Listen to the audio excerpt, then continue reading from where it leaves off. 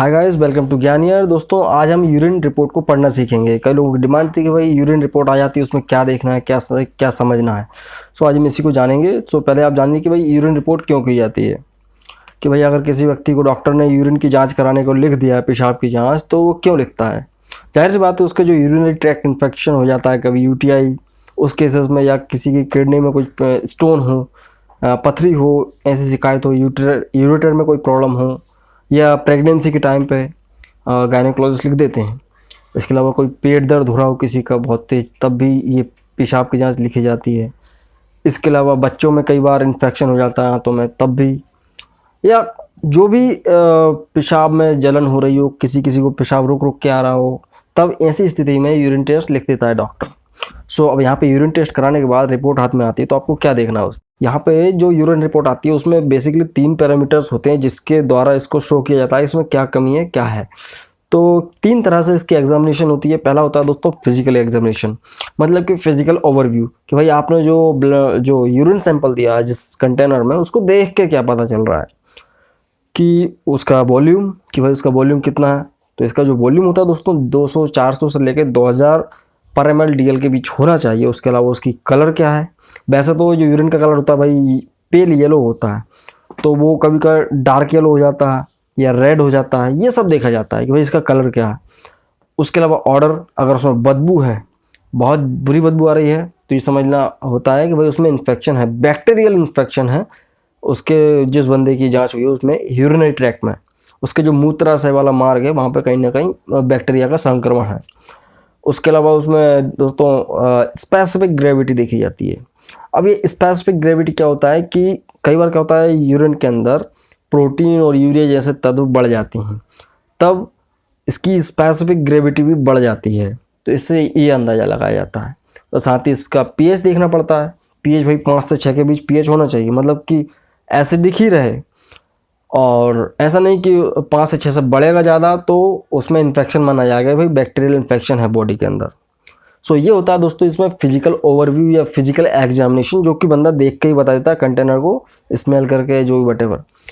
यहाँ पे यूरिन का दूसरा एग्जामिनेशन होता है दोस्तों केमिकल एग्जामिनेशन। इसके अंदर देखा जाता है केमिकल्स कौन कौन से हैं बॉडी यूरिन के अंदर।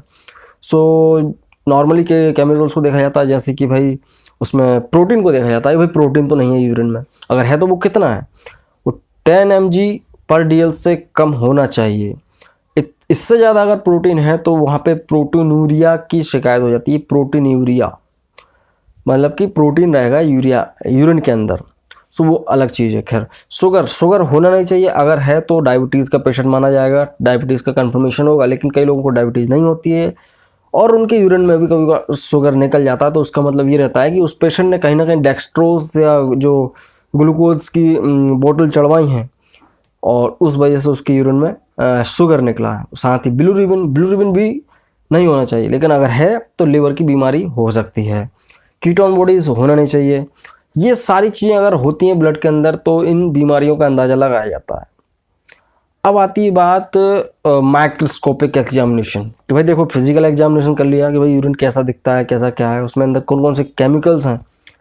यहाँ पे माइक्रोस्कोपिक एग्जाम होता है कि भाई यूरिन का एक स्लाइड बना के देखना कि उस यूरिन में है क्या क्या, एक्चुअल में क्या क्या दिख रहा है।